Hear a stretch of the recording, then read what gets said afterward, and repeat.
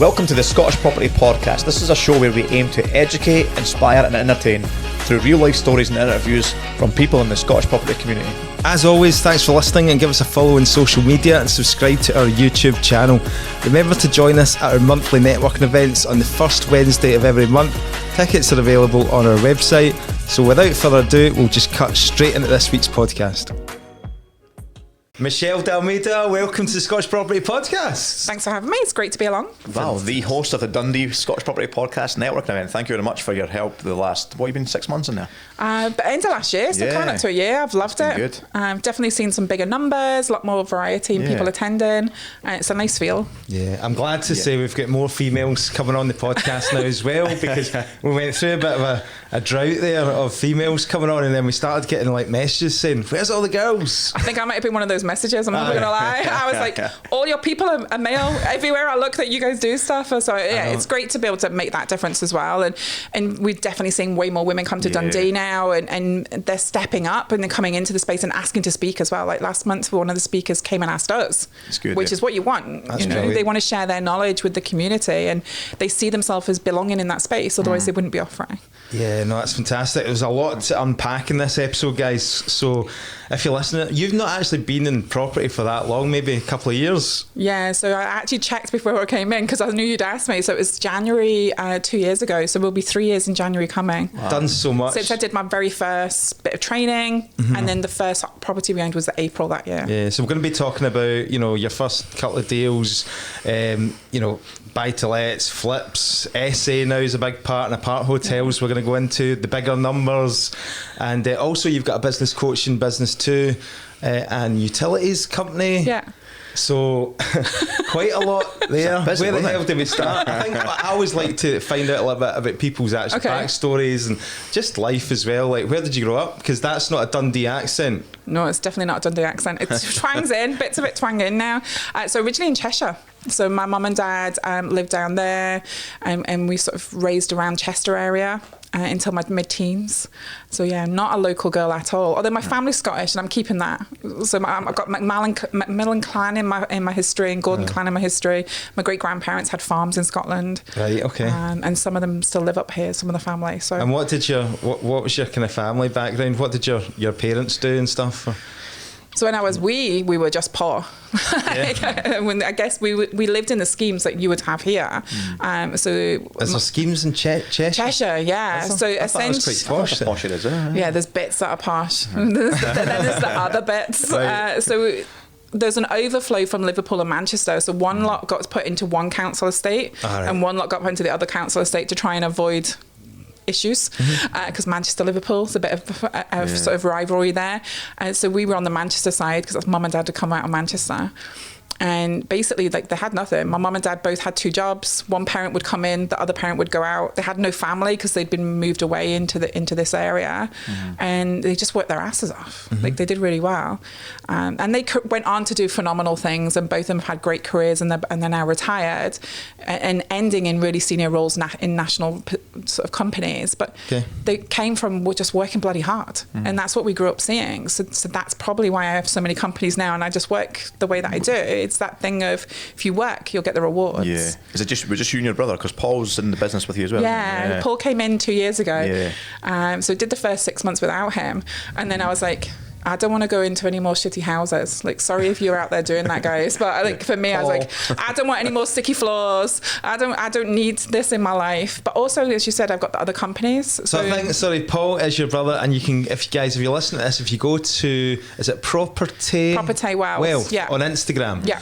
Because I just had a quick look. Your brother's on the videos. He's on the videos doing the tours and all that. So gives people an idea as we're listening, just to give you what that's about. But I'm just lazy. That's what he'll have you believe if you ask him. He does all the work. Then you just get the. But it was the viewings. Like, very early in property, we noticed that to get the company to where we wanted, because we always built it as a company, it was never about do one flip and make a bit of cash. We already had companies doing that. It was about building a company. So I didn't have time to go and view 40 plus properties a month. Like, literally, that's what we need to do to get the turnover of properties. The 1 or 2 deals go over the line every month based on a 40 property viewing. So someone needs to do that full time, and I can earn more money doing the other stuff I do and pay him to do that. So that's the decision we made quite early on, and he's been doing phenomenal. Like, he's a couple of years in now, knows what he's doing, and he's bringing some great opportunities to the table for us to review. You have a background in hospitality. Were you working in hospitality for a while, I think? Yeah, so I was... What's the shittest job you did in hospitality? That's hard, like. So I did 20 odd years in hospitality, and my brother was 30 years. Right. So at Is the that end, hotels? everything. Yeah, everything. It was, I met my husband on a private island in the Channel Islands. Like, we were 28 years married tomorrow. Right. So Congratulations. a long time ago. This doesn't sound like a shitty hospitality job, does it? A private island in the Cheshire. Well, so you say that, right? The staff accommodation was so bad. That's so bad. No windows. And it was like 4 in a room, all that kind of drama. But at that point, I was like 17, and I was like, it's all cool. Like, I'll just party till 1 in the morning, It's not bad, get up and do breakfast, go to lunch. And what were these wealthy people? People staying there were very wealthy, Aye. but the staff were not. No, that's what I'm saying. Like, because I did the ski seasons for a while. It's that kind of thing. It was a summer chalet-maid season. sort of things. Yeah. And you'd do the seasons, and like you say, you were just all piled into this really shitty accommodation. Yeah. But the good thing was you didn't have any expenses, and it was a good laugh when you were younger as well, wasn't it? You get paid well-ish, because the monthly allowance you got was poor. I don't know if it's like that in the ski, but if you do the full season, there's a bonus. If you leave because you can't hack it, there's no bonus. So everybody has to do the season because you need that money to get home. I did St Andrews for a few seasons, but we didn't get a bonus from it, actually. Did you not? Nah. Well, that's shocking. Yeah, no, I was thinking. And all the millions they made. Yeah, got absolutely shafted. Yeah, so it's hard work. I think that's the biggest thing for me on hospitality. It's not any one job was bad. There's definitely bad tasks in every job. It was more that the culture was that, certainly from a leadership perspective, I don't care if you work 50 hours or 100 hours, was certainly the area management approach at one point in some of the pubs that I was involved with, as long as your business is open. So if you have to do 100 hours or 120 hours, that's on you. Almost like the company less responsibility for it and went, it's yours. Yeah. I always remember, like, used to get the serious bulk when you had to go in and clean bathrooms and you go Toilets right, on a Saturday night. it's the sink. It was the sink for me, right? You know, funny we've all been there. See when people are flossing and it pings all over like the sink and the mirror and stuff like that, and you just leave wee bits and they go all crusty and that. And you have to wipe them. I hope no one's having breakfast right now, honestly. That was the thing that grossed me out. And then the toilets as well. Getting down the toilets toilet. and the courses, like drive out in the golf buggies and clean out all the courses toilets. Aye. From when the guys have been out the night before on a binge and then gone and done a round the next morning. But those days are over, and you've Well and truly over, yeah. And, so how, like, obviously transitioning from that, how did you get involved in? Well, how did the move to Dundee come about then, and then getting into business? Yeah. So I lived in Portugal with my husband for 6 years. We had a business out there, and it was during the sort of the economy crash, and we knew that if we didn't have a good Easter, we'd have a bad year. And we just made the decision after a really bad Easter after the crash. So we were like, we're not going to see this. If we don't build the money in the summer, we don't have the cash in the winter to carry the business forward. So we ran that summer knowing we were going to close down. So we didn't spend money on extra shit we didn't need. We just did what we needed to do to keep the doors open, and took as much cash in as we could, and basically took winter off and then came back to Scotland. So my mum and dad were in Scotland at this point. They travelled up from the Midlands with my dad's job. Right. And I was like, I need a home, and home is where your parents are. I think that's true for all of us, no matter what age we are. So like we moved in there, and literally that's the reason we ended up in Scotland. It was like, I don't want to be in the rat race and the pressure of business that I was in before we went to Portugal. And Scotland has a culture that while you will work hard, your family, your relationships, your friendships, they're important too. And the expectation is that you'll have more balance. I definitely feel that. Was that a hard time though? Because obviously the business in Portugal, did you wind that down then? Yeah, I closed it down and took out the cash. Right. Was it difficult, or did you come out that quite well off? Came out with some money, like not as much money as we obviously put in during the period, but I think the big thing for me was the first 2 years of the business out there, we didn't take days off at all. And then in the third year, we started to take a shutdown day, and we started to take time off. What was that business again, sorry? We had a restaurant. Right, okay. Wow. Yeah, it was hard going. Yeah. So we'd be doing drinks at midnight, and we'd be in the supermarket or in the markets at 6 in the morning. I mean, I'm not going to lie. My best pals that I was with the other weekend, we met them out there, and their boy was 3 years old then, and he's like 24 now. Wow. So that's a hard business as well. Hard. Like, because you need to be in there, otherwise, you hear people, staff systemize, all the rest of it. But if you take your eye off the ball in that industry, I grew up in restaurants and hotels. Like, my mum and dad worked round the clock. It is. Hardly saw them. Like, there was always one, and I never had two parents there at the same time. Exactly. There was always one of them had to be there. It's a one in, one out thing. And at that point, I'd been in pubs and stuff for a number of years before that, working as management and had kitchen experience and things. But the chefs kept letting us down, and we were in Portugal. I was like, I can't have another drunk chef in a kitchen. Like, that literally is how it felt. So I ended up going into the kitchen and doing all the food and cooking and taking care of that side of the business, which meant my husband gave up his job and came in and ran the front part of the business. Yeah. So we ended up both in the business full time, which meant the marriage was easier because we actually saw each other. But it was definitely a difficult time. Okay. Yeah. You're not a chef at one point. Chef in Sanders. What happened to you then? You don't do any cooking now, do you? Yeah, I do most cooking in the house. All right. Well, half and half probably. I was going to say, if you're saying most, it better be true. Yeah, no, I was going to say, Kelly's taking an interest in listening to the podcast now on our walk, so I bet, especially when it's women. Yeah. So I better actually watch Kelly, I'm going to start grilling him more about these household chores that he needs to do. What about the ironing? How are you getting on with the ironing? No. No ironing? No.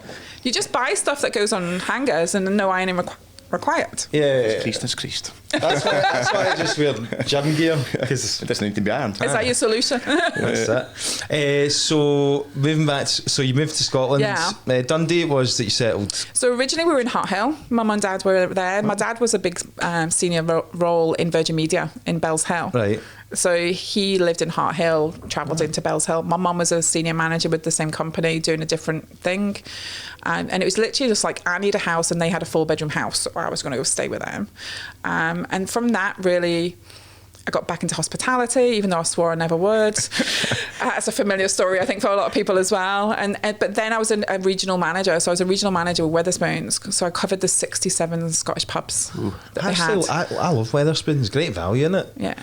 It does what it does on the 10, and that's how I look at it. But from my side, I was doing the catering side of the operation. So I was visiting up to 67 pubs over a year, some of them more than others, depending on what was going on in those businesses. Some of them saw me monthly, some of them hardly saw me. Yeah. So was that a pretty intense job then? And you were doing a lot of travelling about?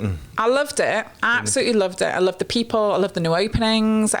There's a lot about the company that I think is amazing in terms of process and procedures, and a bit like the McDonald's thing, like everything's the same everywhere you go, or it should be. So that piece for me was great. The downside was the hours. Like, I was doing 80, 90 hours, and I was staying away 3 nights a week. How does that kind of take its toll on you? Like, relationship wise, it's mentally, hard. health? I think that there was no health in hospitality. That's just a lie. Like, you eat whatever you can eat when you can eat, and there'd be days I'd be in a kitchen for 16 hours, like scrubbing floors and on your hands and knees under fridges and all sorts. And then there'd be days where it wasn't something like that, and it was very strategic. So they were quite diverse. But mind you, in saying that, we know that you've got these visions. When you're employed, you think, I'll go and set my own business and it'll be great. And I want you to do that. Now you're probably 80, 90 hours. You're probably doing the same, if not more now. But it's under your own terms, so it's different, isn't it? Do you know what I mean? I hit a ceiling in that organisation, in all fairness. So my next role, although I was a regional role, my next role would have been an area management role with a smaller area. And it didn't work out that way, that I ended up in that situation. I just got to the point where I was like, I'm a number and you don't give a shit about me. In all honesty, like, I had a hysterectomy, I was unwell. Right. The company gave me 4 weeks pay, and then after that I was on statutory, and I was like, I'm a senior leader with like all the history I've got in the company, and basically I need to be off for 20 weeks and you're telling me I can have 4 weeks pay? Like, so did you go off and not go back at that point? Or? No, I went back for a little bit. As a bit like anyone, you bide your time a bit and you're like, I need to get back to work. And what was the final thing that kind of... I think that was the final thing for me. I emotionally disconnected from the business at that point. Yeah. And I think, we all talk about silent resigners. I was one of them. So I was still doing 50 hours, but I wasn't doing the 80, 90 hours. And I definitely was planning my own diary because I had autonomy over that, around what was needed, rather than doing things that I thought would be good for other people. And it was really that for me then that I started looking at, what do I want for myself? And what was that?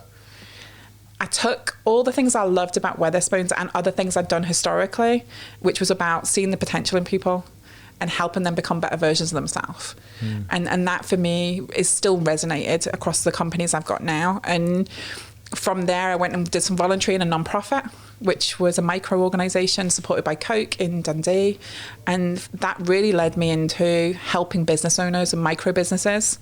And then from that, it was natural transition to my own. So business, you set up as a business coach essentially, just self-employed. So initially I was part of the charity. So I did 4 years as a COO in that organisation with Coke funding. Okay. And we supported thousands of micro businesses in that time, all female, I'm not going to lie. The point of the organisation was to help empower women out of poverty. So Coke funded it as a CSR programme on a global scale, but the only one in Europe that they did was the Dundee one, which was great. And we literally helped people make 50, 100 quid a month extra in their pocket because they had a job and they needed to help raise their situation. And we also helped people within that had companies turning over 50, 100 grand. But at some point, they were no longer eligible for the support from the charity because they'd gone beyond that and you were meant to pass them off to Business Gateway. And I think Business Gateway has a place, but I don't think it's a place for people that are fragile in terms of emotional stability. And what sort of clients would you be dealing with then? Like what sort of businesses? You know what, it was really weird mix. We had a doctor who made candles for mental health and sold them at markets, and we had people who, like one of my clients I still have now, who had been attempted suicide survivor, had a lot of severe mental health challenges, still does have challenges at times, who set up an underwear brand, and that business is, 100,000 plus followers on socials. It's got a good turnover, but the owner still has a lot of the challenges that she had when she very first started at a kitchen table. And I think the belief that when your business grows, you no longer have the same demons and you need the same emotional support is just not real. It's worse quite often, because it highlights the parts of yourself that are not prepared or resilient enough for what you need to stand up to in business. Interesting. That is really interesting. Actually, I think we can probably all relate to that. As your business grows, more it exploits your weaknesses or exploits what you're not good at. Showcases your strength as well, I suppose. Absolutely. When the pressure comes on, I had probably one of my worst weeks in property this week. So it's funny that I'm with you guys today. I literally at the beginning of this week was like, I don't know why I'm in property. And it's the first time in all of that time, that 2.5 years, it's the first time that ever came into my head. I was like, 3 blows after another on Monday morning. Don't worry, I've had the same sort of week. Oh my God. We're going to go over this then. This is a good one. But I think it is that point of like, you have to dig deep into yourself sometimes as a business owner, and the pressure and responsibility to still pay the wages, still pay your investors. In our case now we're in property, still get deals over the line, still do all the things you have to do, and do your marketing and all that stuff as well. It's so huge. Just while it is raw then, just talking about it, because I saw you breaking out. I was like, oh, fuck. So, like, what is going wrong? So, one of our biggest deals, the seller decided to pull back from the sale. And we're 13 weeks in to conveyancing. So, we paid money, QSs, solicitors. Valuation fees. How much are you out on it? About $9,000. It's a chunk, isn't it? It's not a kick, isn't it? So, it was a kick because you're like, that's money. Yeah. But to be honest, the biggest kick was the loss. Like we already envisaged a life where that business was part of the business. Like, you were excited about that project? And there was huge growth. We were having to learn a lot. We were having to do a lot. What was this going to be again? A part hotel. Yeah. And what was the reasons? Change of circumstance. Bastards.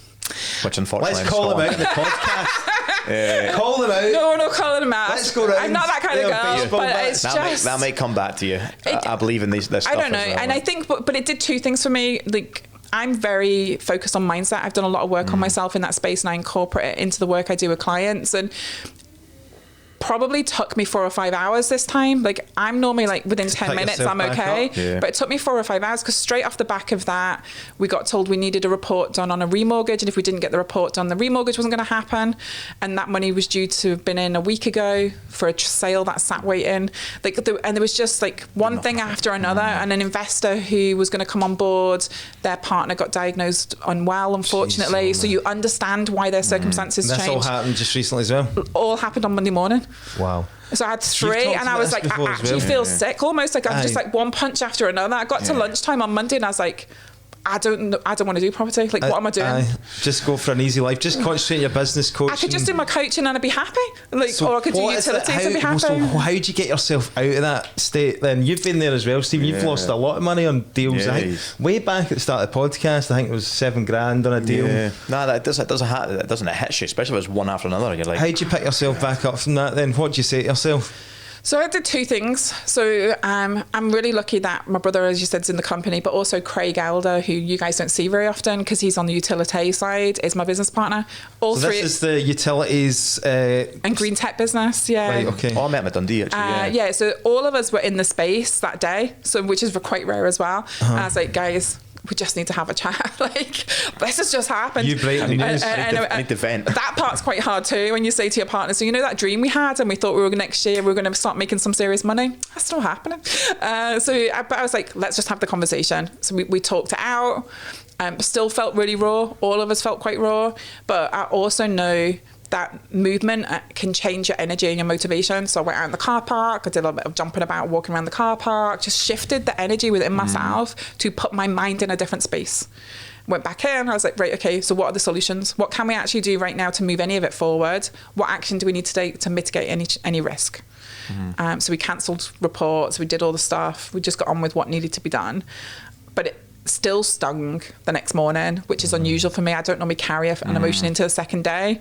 And so that dragged on for a while to that point where they turned around and said it's no they're pulling out. Well, we were like 12, 13 weeks into conveyancing. We were at the end. Like we had had millions of pounds of loans ready to sign. Important to, again, this is, Michelle, really appreciate you talking about this because it's hard, no one does. You don't really get this, the downsides, the risks and all that. When you're looking up, you're getting excited about property, you're looking on YouTube, you're going on the courses. Exactly. People don't stand up there, and I'm not saying bad about courses again, but nobody's going to invite you up onto the stage to say, by the way, this is fucking shit. I nearly jacked it in this week because like it was so bad. Yeah, and I'm really lucky that you touched on the courses. We did do a course. Like I'm 100% about that. I've never hidden that. Yeah. We've been challenged by property professionals that because we've done a course, we're not warranted in the space in terms of our professionalism or what we do. Well, almost looked down upon because we learned through that. And I was like, okay, I did do a course about property, but I'm 20 years plus in business. Yeah. Like I'm not a stupid girl. Like I know my stuff and I've put the effort in. I had something similar just recently. Somebody came on my course and during the course they phoned up a property and it's a well-known company in Scotland, and the owner is on the phone to him, and I'm saying it because I'm giving myself accountability to call him out on it, and I'm going to speak to them about it. But they did say, oh, it's not like you've just been on a course like that, and they looked really down on them. These are a group of guys that are, some of them are buying. One of the guys just came off it 3 months ago. He's bought 19 properties. Like, you're turning away business because you're looking down your nose and being negative towards someone, or 100%. Everyone starts somewhere, but they've always got a different background and experience that they'll excel in property, and it was this negative energy straight away. And the other people in the room heard the call because they're on loudspeaker, and they probably will avoid that company. I get it. Even now, like we've got an SA manager managing the SAs, and there's a well-known SA company local to us, and I didn't go to them for that original reason 18 months ago. Yeah. But I'll own 4 SAs by the end of this year. And they'll all those in the business. At £400 to £500 a night accommodation. Yeah. I don't get that either because I treat everybody. Try and treat everybody with the same respect. Face value. I met up with, I try and meet up with younger people getting into it as well, and, a lot of them have done the courses and I'm like, try to give them the, help and support and go for it. It's hard. I do see the other side of it. Like I've got people I know who invested substantially in courses and haven't done a single property 2 or 3 years later, but I'm like, guys, we were on the same course. We invested the same money. We sat in the same lessons. We did everything the same. Yep. But I set up with an expectation that I was going to have a multiple seven-figure business, or I wasn't doing it. You set up with, I want to do one flip.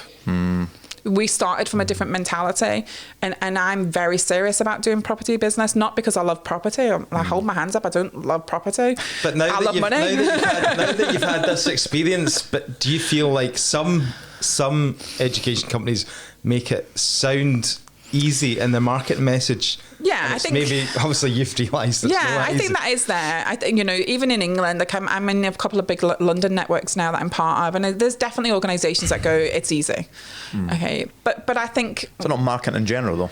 Yeah, I always put it back to it's up to you. Like, if we have the same opportunity, my mindset is going to mean that it's more possible for me than it will be for you unless you've done some work on yourself. I know if I want something to happen, it will happen. And if it doesn't, it's because something better's coming. So that loss now, like 2 days ago, I'm able to sit here now going, well, maybe there's something better coming. And if I'd done that, I wouldn't have had space for it. How do you, in your business coaching business, because it's kind of like similar in a way, isn't it? You're doing business, you're working with business owners, but the property education as well, a lot of people say it's great for accountability and stuff like that. It's probably the biggest part of my coaching. How do you hold your clients accountable? What's your kind of ways to get people to take action? On my phone. Or today, I've got a couple of people with me. How do you push people to take action? It's them. So in my group coaching, for example, they've all had a 2-hour session with me before they go into the group. So when they onboard, they get 2 hours with me where we go through in detail what it is they want for their business and for their lives. Because I definitely think, for me, you need to be okay for your business to be okay. And actually my biggest priority and responsibility is to really work out how you want an intentional business so that it fits with your life and doesn't become your life. So I spend time on what is it you want your life to look like and how does your business fit into that? And what do we need to do in the business to get it to a place where it does that? And that doesn't matter if it's a multiple 7-figure business like one of my one-to-one premium clients has got, or it's a micro business who's quite young in the go and they're in the group to get support. They still need to be thinking from day one, how is this business going to impact my life? Because we only have the 24 hours in a day. Yeah. And for me, I do 12, 14-hour days by choice. But that's not right for everybody, and I don't have a family. It works for me and my family. I guess it isn't about, I've probably said that wrongly there. It's not about you guys pushing people to take action. They have to be taking action. They want to take the action, From both of you, where's the most common traits you see? Obviously, you see people coming in and they're all excited and all that to get going, but then a lot of them just fall off the bandwagon or just don't do anything. Is there anything you can see as what the excuses that people give you? You can go first. I just relate. I had a thought when you were asking the question, and it wasn't even the property business, but I remember my mixed martial arts gym, and you'd see the guys that came in really excited and they'd buy all the gear, and they were so fully enthusiastic. And I was like, yeah, he's going to last 2 months. He's going to last 3 weeks. And I just knew on that buzz, because I think they were. I don't know if I think maybe I see this in property as well, when people are buzzing by motivation, or they've saw a good YouTube video, or they've came on your weekend introductory thing and they're buzzing. If someone wants to rely on motivation, they're not going to succeed. You have to rely on good habits, discipline. They're hoping that you'll give them the secret sauce to the motivation. But if you're all motivated from it, that motivation's never going to last, because the minute you take a beating like you took on Monday, your motivation is going to fall right through the floor. And if you don't have consistency, the good discipline and good habits to pick yourself back up and knowing that where you're going with the business, then you're just going to go, do you know what, that property is a lot of shit, and I'm just going to not try again or not.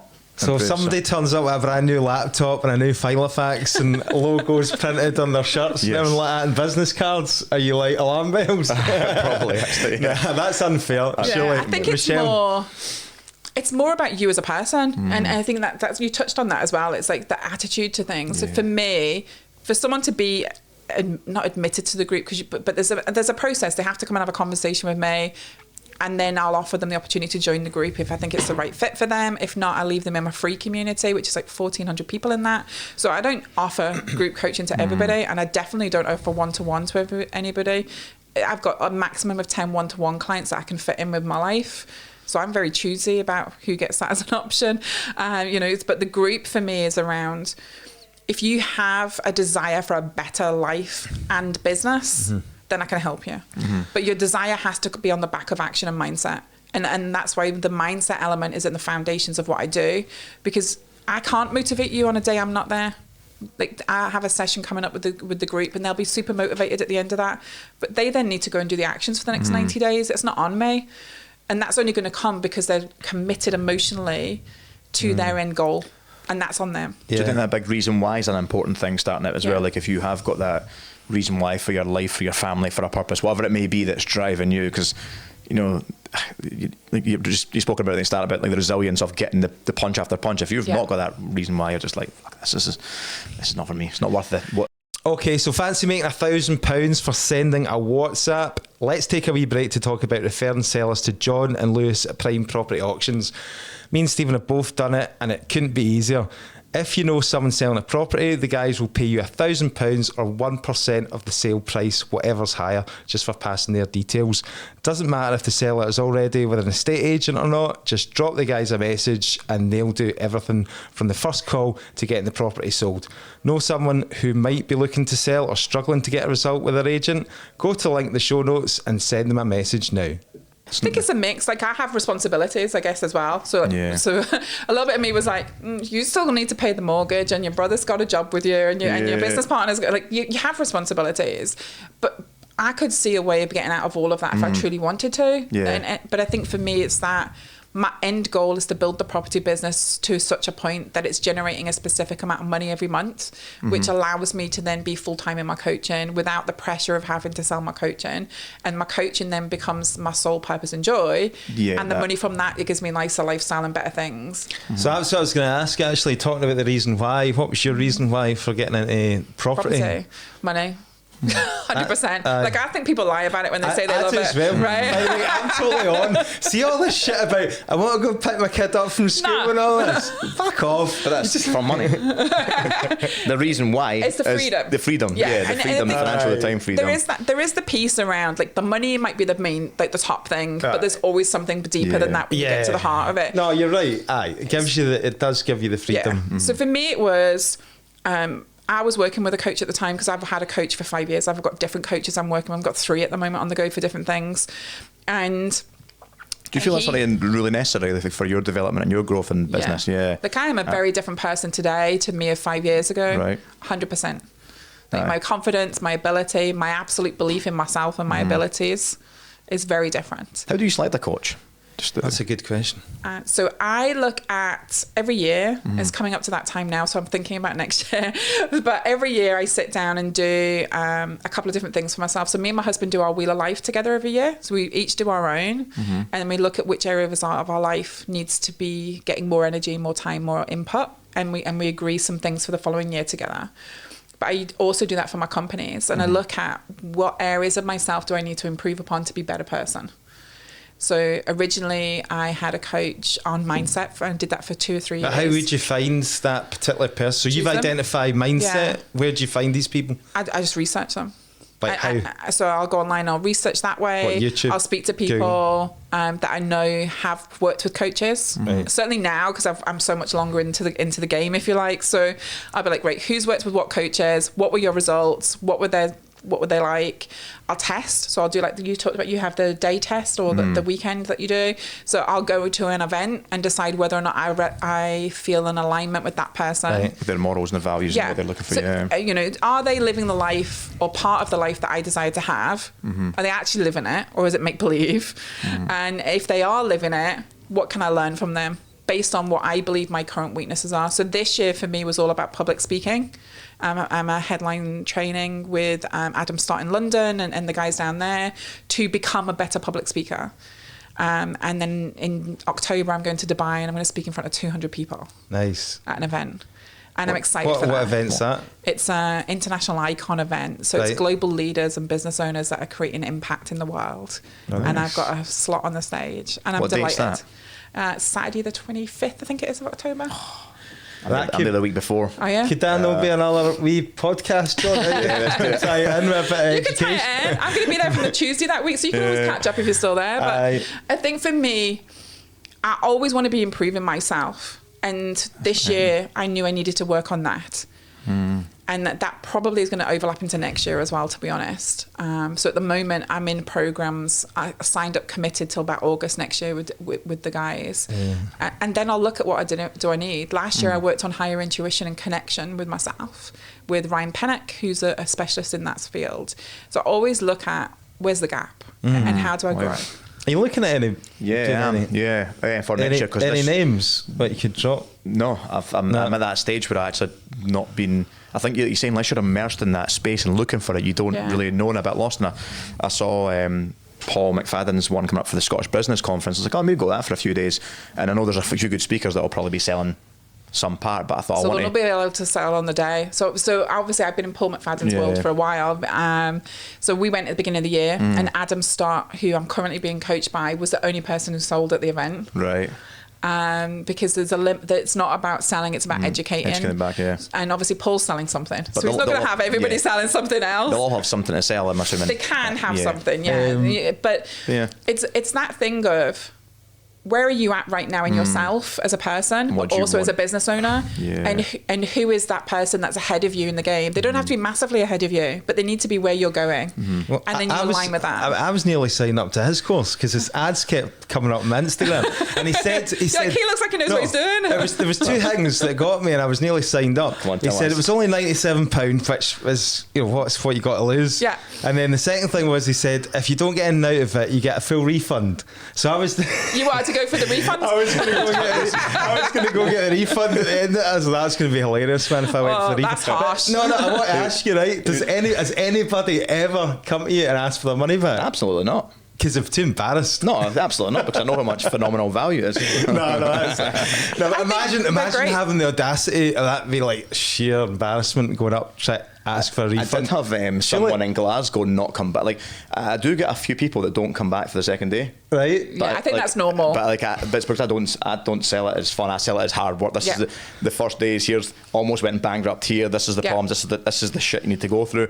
And then someone will just go look at it and go, do you know what? Nah. But one woman actually in Glasgow didn't come back, and then she gave me the feedback that, and one of the ones was I swore too much. Oh, really? So I was like, you naughty boy. And it brought me back to the first episodes of the podcast when we were getting complaints about my swearing, and I was like, it's just not for you then. It's not for you. Yeah. Don't go and be on a refurbs or a building site if you can't handle swearing, because I'm pretty sure your tradesmen are going to be doing I came out of hospitality, so I'm all good. My dad played rugby as a kid, so I've heard all the words. That's you just being natural. It's just that's what comes out of your mouth. So you're not going to change yourself. No. It's about being authentically you. Yeah. And I swear sometimes, actually, Monica that does my marketing for me, she cracks up. She's like, I love it when you drop a bomb, because I'm like, yes, she's really passionate about what she's saying right now. And it's not intentional. Like, you don't say it to shock, but sometimes you need to say stuff to wake people up. Can you imagine if we decided 6 years ago now that we weren't going to swear in this podcast, how difficult that would be coming in here every month? You'd have stopped it. And we'd be like,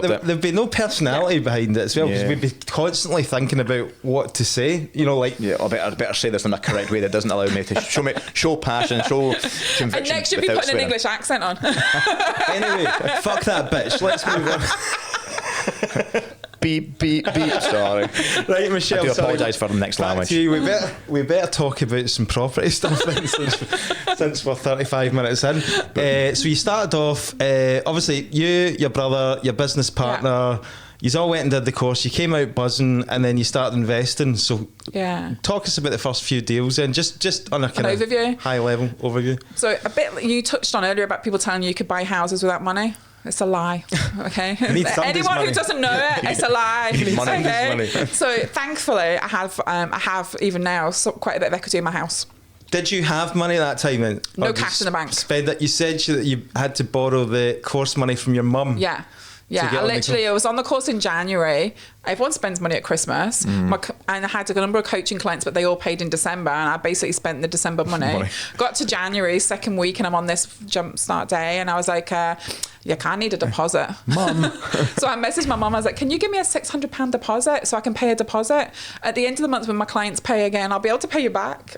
I don't think I did pay her back, but she's all good.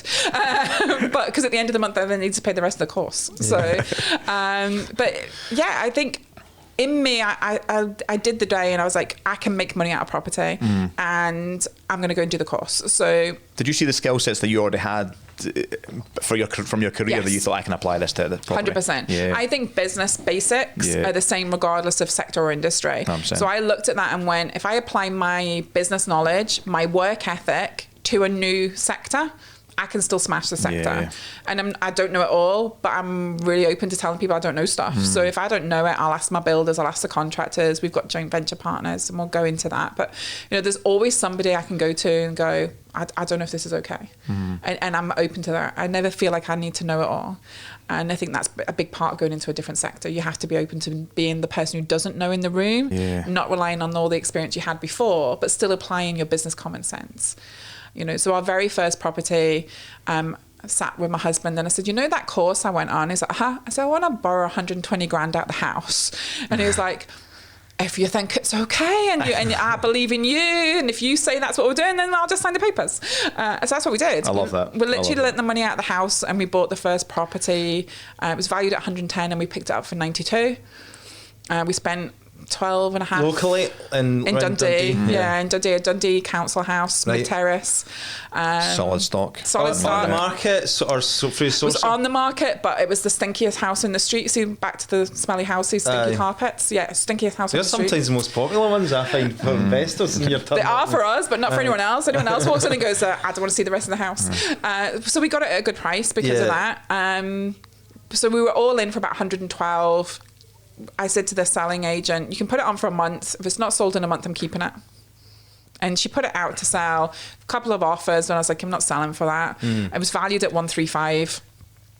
Basically just mortgaged it up, paid back the bridging, and now it's renting at £850 a month. A little bit of cash left in. So, no, not now. No, that's good. So we're all good. But it's like... Nothing wrong with that, though. £300 or £400 a month coming in. Sounds good to me. So it's worked out Vanilla fine. buy-to-let, sort of It's your thing. I like it. I hate buy-to-let now. I'm not doing it anymore. We'll get into why. No, but I am not a buy-to-let person. So you weren't excited about that one then? No, but I did like a lot of people.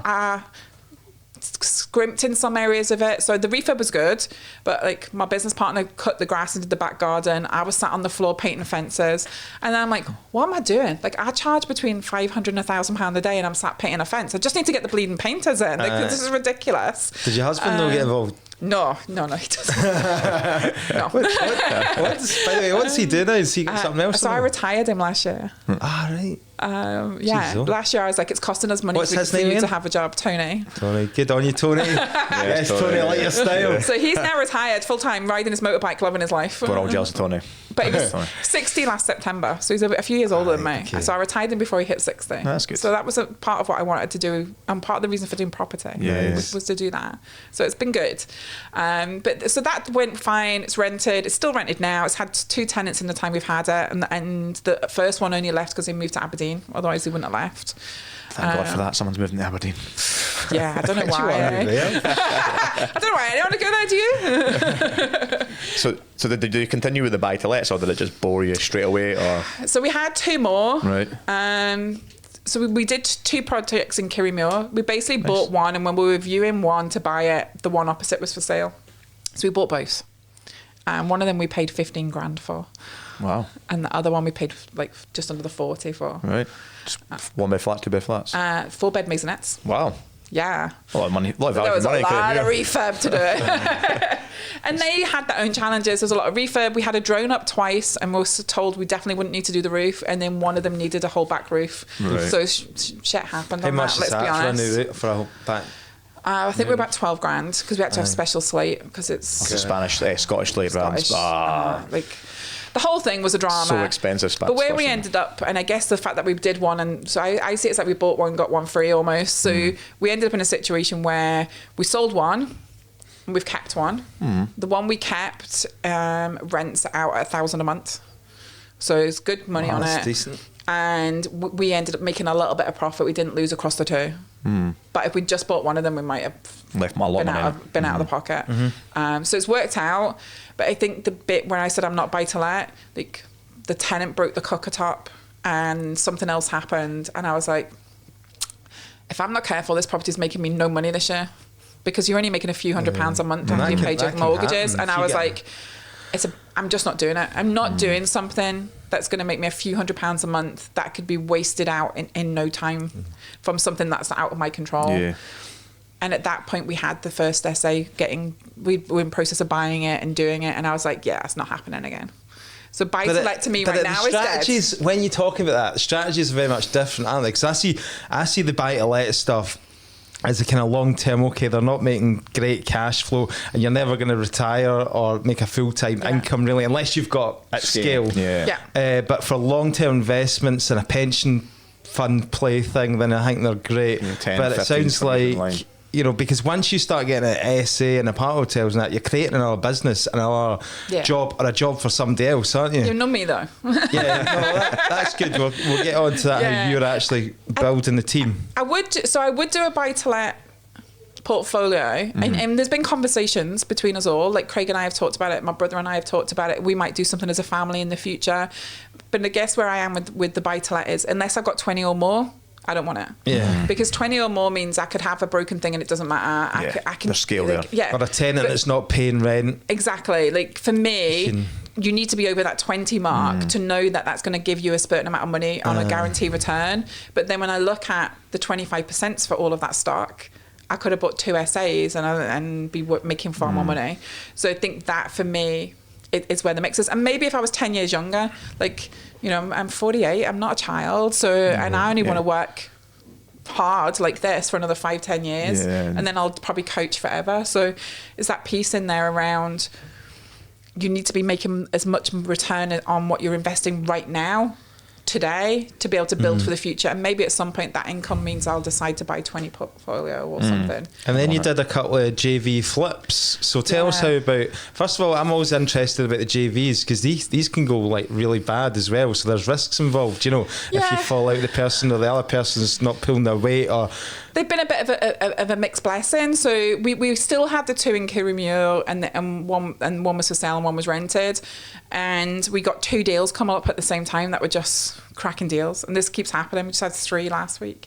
And the 2 deals basically put us in a situation where we went to one of our builder connections and said, would you be interested in JVing on these? We'll take our profit from our sale and we'll put that in with some investor funds for the deposits. And you guys basically pay the refurbs. And then we'll split it at the end. Initially, the one contractor said yes to both. And then we were partway through conveyancing and they said they weren't going to manage both to cash flow them. So they dropped out of one and we got another builder that we know to do the other one. And they've been great in a lot of ways, but I think what happened in both cases is they had other work come up that was paid work with margin. Yeah. And that took the priority. That's a common problem, isn't it? Whereas you're going to be waiting on the flip. So both of those projects went beyond the 12 months bridging. Both broke their bridges. So like a 5% fee as well on top of it. Oh. Yeah, and to be fair, there's enough margin in them that they're going to make money because we had both of them were over 100 grand discounts because we bought. Where are you at with those? There's 2 flips, did you say? That you're JVing with? Yeah. So one's due to be valued next week, and then it'll be on sale, and the other one was on sale, and the seller dropped out 2 weeks before completion. Again, that's another thing. So that's back on market with a different agent now.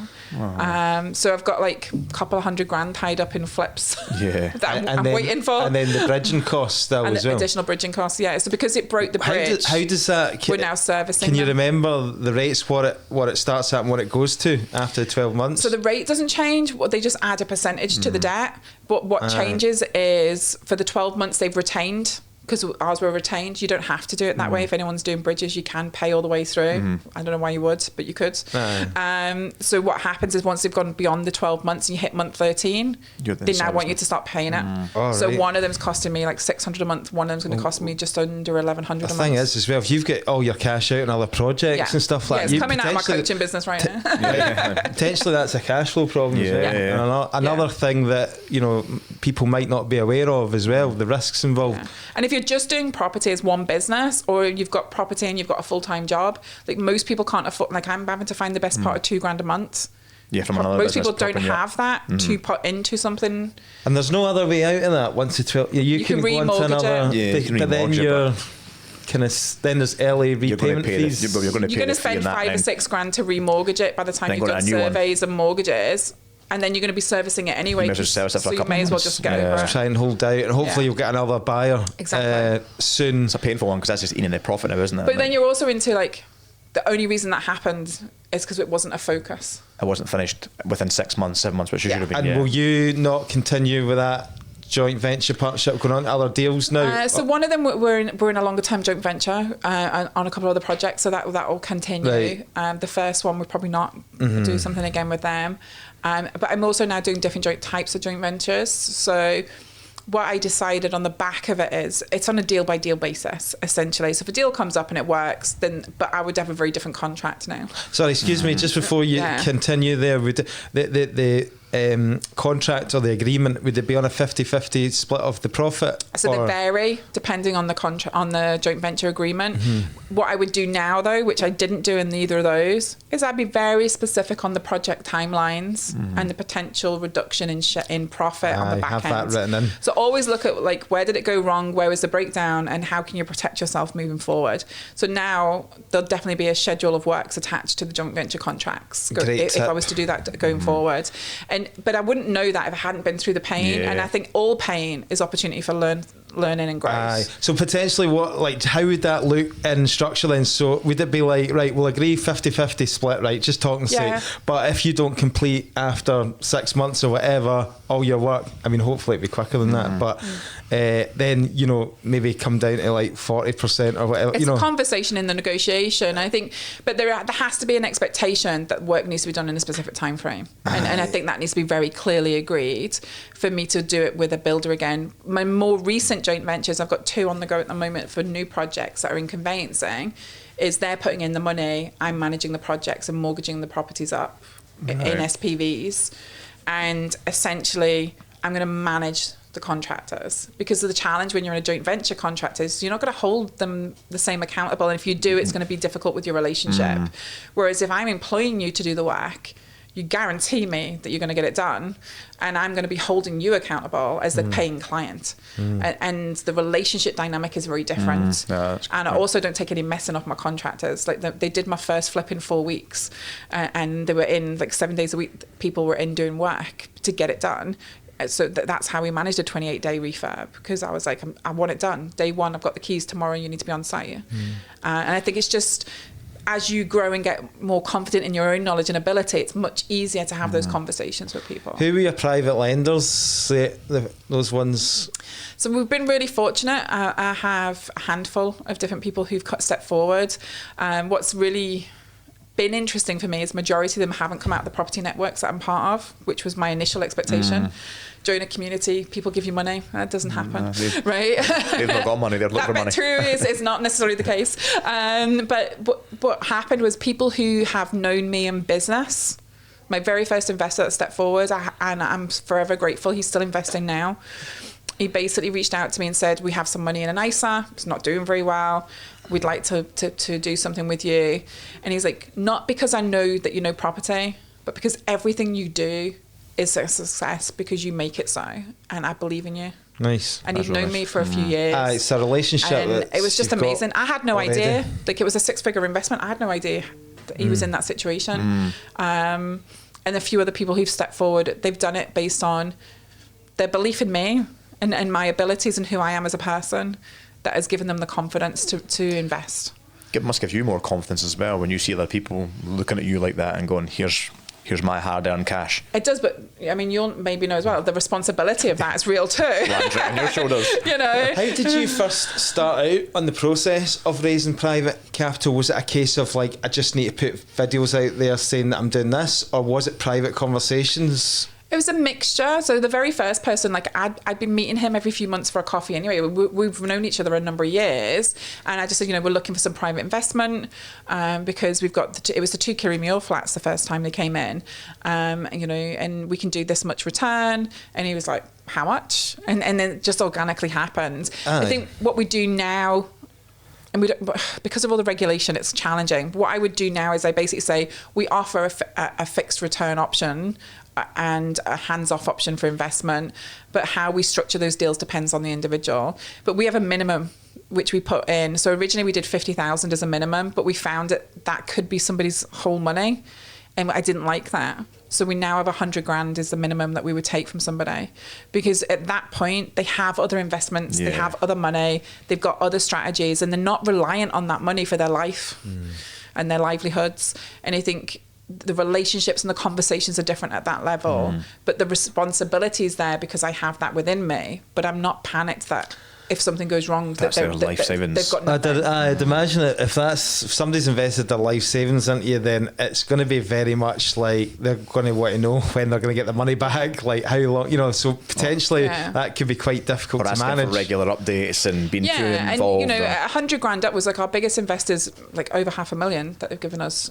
And for me, that relationship I'll nurture, and it's really valuable. Like I couldn't do what I did without people investing funds with us.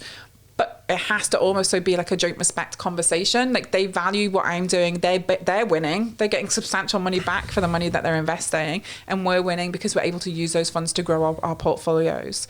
So it's a different partnership conversation to somebody who comes to you and says, my nan died and I've got 50 grand. Like I wouldn't want to do that. Like that would make me feel really uncomfortable.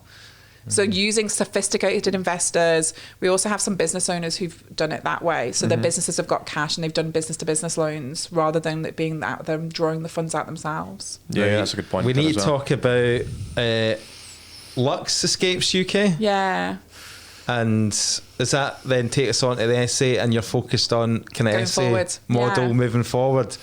Tell us about this then, because there's some potential heartache and a few tears. There's always heartache. Property's not easy, guys, right? So one of the contractors that we JV'd with, we get on really well, and we agreed that we would create Lux Escapes UK together. So it's a joint company, and that really has a focus of unique properties in stunning locations. And if it meets that criteria, we potentially would buy it for an essay. So our mill project in Angus. Can we see any videos on your social? Loads of videos on the mill, yeah. So if you went on to Lux Escapes UK, you'd find the accommodation, service accommodation bit. But if you go on to Property Wealth, you'll see the actual... Was that the one that had the swimming pool? Better. Was that a swimming pool in it? No, that's a different one. All right. So that one really for me was about... We bought a house that was okay, but part of that house was hundreds of year old mill that's going to become 3 different properties, and an extended barn area as well that's going to become a property. What stage are you at in that one just now? So the main mill is up and running. The main property is up and running. It's renovated. It's an essay. It's working. We'll touch on the drama of that in a minute. And then we're going through planning for the other 2 pieces. And we split that title on purchase into 4 plots because there's also a plot of land. How much? What are the numbers on that, if you don't mind me asking? So we bought in value that originally was over 5.5 on the valuation, and we bought it in at 4. 400,000. Yeah. Decent discount on it right from the start. Great discount at the beginning. Current valuations in excess of 600. Right. Just as we are with the work we've done and what we're doing and the way we've split that's the titles before out. you do before we do the new works, the planning. So is this just the first house in the mill then that's live? So the first house is live. Right. The other 4 houses are to be done. Nice. And we're just going through planning and conversation. Do you need to try and get more money for that? Yeah. Like raise more? So the renovation for the mill part, the mill's in part of historic Scotland, so it's going to be expensive, as these things are. We're expecting about a £2 million budget for the development for the rest of the site, and I'll put it up around 3.5 mil on the end market. Right. How's the first ones doing on the SA market? Are they performing as you expected? Yeah, so we thought originally the agent that we work with is great, but he always downplays everything, right? So he goes, maybe 395 a night, maybe Michelle, that's a bit of a risk. How many people can it sleep? 10. Right. So he's like, maybe 395. I was like, really? He's like, 395. I was like, okay. He's like, maybe we should base it on like 62% occupancy. I was like, okay, for the year, I don't mind basing it on that. He's like, yeah, because it's a bigger property, might have less occupancy, but 395 is a good rate. But I didn't believe that number was the right number. So we spec'd it all out. We did all the refurb. We invited him in, and he sat there in the lounge and he went, 500. 500 all day long. That's more like it. So yeah, we launched it late to season because there was a few hiccups with the licensing. So we came to market in the June, July, August. Done really well. August was at 88%. Nice. And we'd only just come to market. every weekend between now and Christmas is booked. That's good. What would you be happy if you averaged it out over the 12 months and you averaged out all the months? What would you be happy with cash flowing after all costs? After all costs? Just for that unit alone? Probably, like, I'm expecting it to bring us in about 60 grand net. That's over the year? Yeah. Nice. Yeah. Like, I expect that from it. Just that one without the rest of that site. Yeah. Well, obviously, like, you're going to need to reinvest that, and I think from what I can hear is you're pretty much reinvesting everything back in. Yeah, I've not taken a penny out. This is not a kind of like I'm going to like stop everything, like retire and just live off this cash flow. You're scaling, you're trying to get more properties, and then where do you see it ending up now? So I set my brother a new target a few weeks back, but after Monday, I'm regretting that. But I basically said to him, if we get 200 keys, then I never need to think about money for me or my family. Keys, what does that mean? So, like, the apart hotel, for example, would have been 22 keys. Right, okay. So 22 lettable service accommodation units. Very much going down that route. All SA. It could be houses. Like, we're in conversations about a 4-bed. Holiday lets and things. Yeah, all in the SA space currently. I've looked at a bit of trades SAs as opposed to holiday market. But I just, at the moment, I'm like, let's focus on the properties that are coming up. So we've got a new one coming on St Andrews, one in Crail, one in Montrose. I'm looking at one in Cheshire. So for me, going into England is going to come up because licensing doesn't exist there, and this licensing challenge in Scotland puts me away. He said, we've got 2 minutes. No, we're going to need to touch on this because again, it's a challenge, a big challenge for a lot of people at the moment in the SA space. So tell us, how did it all go wrong for you? And well, you managed to pull it off in the end, but where did it start going wrong? The sleepless nights. How did the sleepless nights happen? So when you apply for a license, I don't know if anyone's familiar with it in terms of who's listening, but we applied for our temporary license and our permanent license on the same day. So your temporary license, you find out within 6 to 8 weeks normally, and your permanent license takes longer because they go and ask EHO and fire and different people. So we put both licenses in, got the temporary license, had a little happy party, got it out on the market, started taking bookings, making money. Great. In the interim, the permanent license time lapsed and we hadn't heard anything. So we were like, definitely going to get this through. It's going to just be a straightforward given. And then a few weeks after that time had lapsed, we were notified we needed to attend a hearing.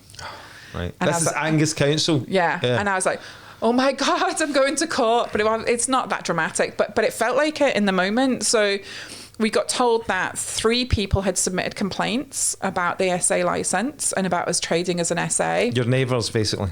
Essentially our 3 neighbours, because there's only 3 neighbours on the road, had all said they didn't want us there, and had given various reasons, and you know, some of them potentially valid, others maybe not so much. Any can you remember the reasons? So they were around, there'd been a party. So there had been one party that had happened that caused a lot of noise. That was your party. That was your opening party. It was. But they damaged some property as well, to be fair. So we weren't happy either. Right. But in the main, they would live in a country road, just out of a village. They have no noise, no traffic, no people in the area. They're happy with it being empty for years because it had been. Do you understand it from a certain... Do you kind absolutely. of get it a wee bit if you were living there? 100%. I live in a rural location for the same reason. If my neighbours turned into an SA and there was a party, I would not be happy. Yeah. So I absolutely understood.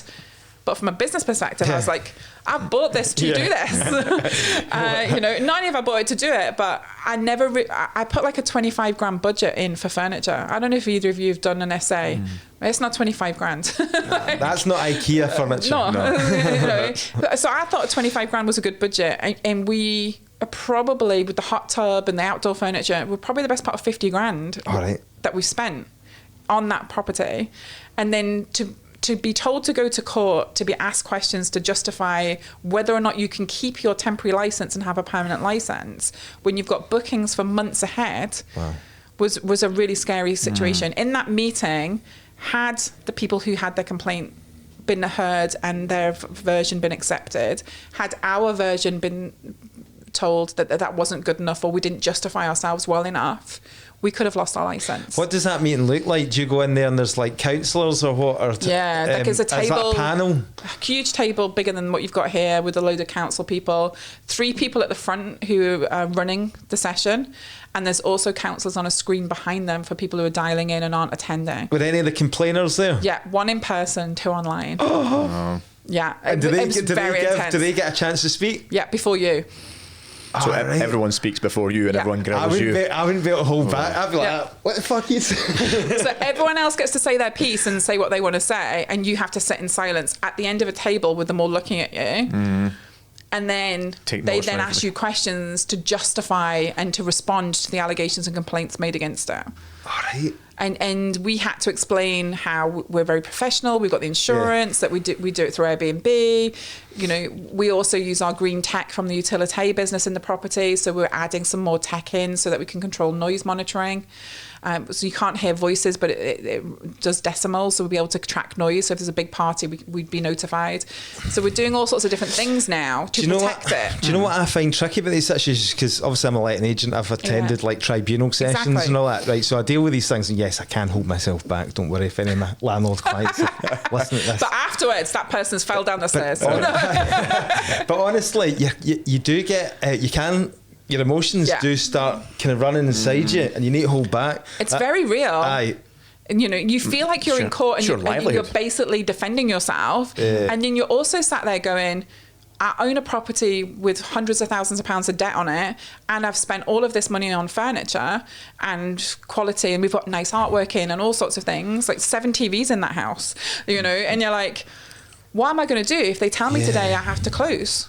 Like, that pain is very real. And one of the reasons I think we got through the licensing was because we actually talked about we need that SA to be running to help justify the loans and the payments we're going to take out on the rest of the site. And for us to bring those empty spaces back to life and to repurpose them, we need the council support. Okay, so that was a great way of framing it. Yeah. So you're basically trying to bring...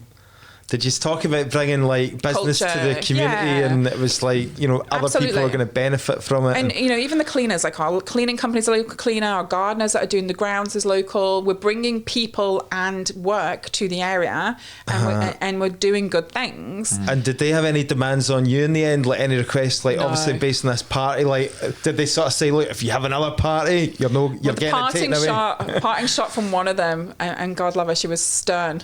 She was like, we've given it you, but we could just as easily take it away. Oof, they said that. And I was like, okay. She's like, you need to be a good neighbour. I was like, Right. I was like, it would help if that was reciprocal, but okay. What did you do when you got out of that building? Were you just like, yes? Or did you find out there and then, or did they come back to you? There and then. All right, okay. Yeah, so there and then you get given the outcome. But the pressure did you look at the complainers? Is huge. There was a few more messages between them and us afterwards. Of course, now you're maintaining that relationship, your neighbours. You've got to, you've got to be responsible. You are responsible. Exactly. You run a business here. You've now got a brand. Yeah. You know. It's just a challenge, and I think it's the same wherever. Like we have the same company. We've got one in Anstruther in Saladyke, directly onto the shore, and it's exactly the same challenge there. The neighbour 5 doors up has said they don't want us there. If you go up Anstruther, Saladyke in October, November, the place is a freaking ghost town because 90% of the flipping houses are SAs up there. Yeah. So you'd think they would just accept if you're moving there, and it's going to be very seasonal with people coming and going. Yeah, so the neighbour 5 doors up basically has put in a challenge, and I'm just like, you know what? It was empty for years. We only got it at the price we did because it had been empty for years.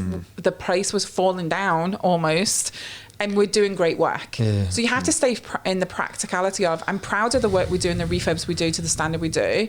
If at the end of it the council say no to us, we'll just sell it. So I'm trying to think of the tips that we can give the listeners out of all that. I'm thinking, obviously, like you need to have, again, talking about multiple exits. Yeah, different. If you could sell it and make a profit, your business doesn't suffer. So on that one, on resale, we'd be selling about 750, and we'll be under $500,000 in. So there's a couple of $100,000 in it, so which happy days. Worst case is not. Worst case, we're going to be okay. But best case, we remortgage it. It becomes a free asset, and we holiday let it forever. Yeah. See that initial license, the temporary license? Did you get? Because I've heard of people like waiting like 8 months for that for new purchases and stuff like that in Glasgow. So I guess it depends on every council, but like, because I've heard people saying, oh yeah, if you're buying an SA, just make sure you factor into your numbers that it could be lying empty for 6 to 8 months before you actually get a license. But maybe a Glasgow thing. So for us in Angus and Fife, which are the two that we were in, we're normally 6 to 8 weeks for a temporary, and within 3 or 4 months for a permanent. Right. And once you've got the temporary, you can. I don't know if that's it's like every council's different, and every council keeps changing as well. 100%. It depends what resources they've got to allocate at the time. Again, this is where the whole thing's an absolute mess, and it's totally inconsistent across the board. I think you said something. The planning stuff. Yeah. So we applied for Angus for we spent $2,000 to apply for a change of use to do an SA because we thought that's what we had to do. And they refunded it and said that in Angus you don't need to. Yeah. You can just apply for the license. Whereas in Fife is like you can pay for the privilege of changing the use of license, and you can pay double council tax in the meantime while we're not letting you do anything. All these costs when you're doing stuff on your due diligence, you need to really know what your council is requesting of you and what the expectation is within that council. Which is probably the hardest part right now. Because it's thousands of pounds potentially. You know, council tax on when it's doubled. So our council tax bill for our Celadike one's going to be about $6,000 a year. Like if we didn't include that in, that could really mess up the numbers. Absolutely brilliant, Michelle. I've really enjoyed the chat. Love the thanks, chat, guys. Yeah, really honest, raw, ups and downs, and but still in it. We're still in it. still smiling. Hit you on a bit of a hard week as well. So thanks for sharing all that. Where can people reach out to you? Obviously, if you want to plug the business coaching and stuff like that as well. Fantastic. So you can find me on MDA Business for my business coaching, and you can find me on LinkedIn just under my own name, Michelle de Almeida, and our property pages are Property Wealth and Lux Escapes UK. Fantastic. Thanks, guys. Thank you. Cheers.